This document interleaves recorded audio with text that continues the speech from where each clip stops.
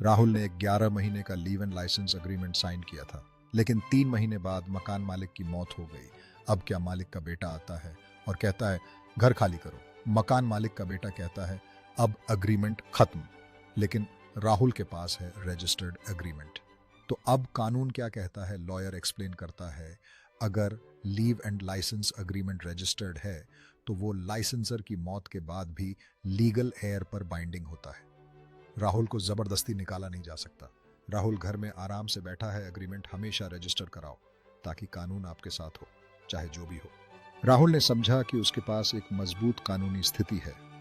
वह अपने अधिकारों के प्रति सजग हो गया है और अब वह अपनी सुरक्षा सुनिश्चित करने के लिए कानून के साथ खड़ा है। वकील ने उसे बताया कि एक बार जब एग्रीमेंट दर्ज हो जाए तो यह कानूनी उत्तराधिकारियों पर बाध्यकारी होता है। इसलिए राहुल को इस स्थिति में चिंता करने की आवश्यकता नहीं है। वह जानता है कि उसका घर सुरक्षित है और कानून उसके साथ है। अब वह बिना किसी डर के अपने जीवन का आनंद ले सकता है। राहुल ने ठान लिया कि वह अपने हक के लिए खड़ा होगा। जैसे वह अपने घर से बाहर निकलता है, उसका आत्मविश्वास साफ झलकता है।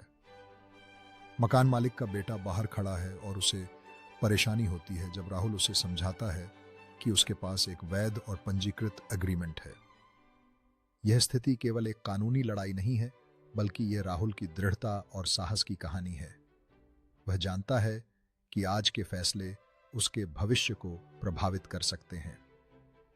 अब वह न केवल अपने अधिकारों के लिए खड़ा है, बल्कि दूसरों के लिए भी प्रेरणा बन गया है।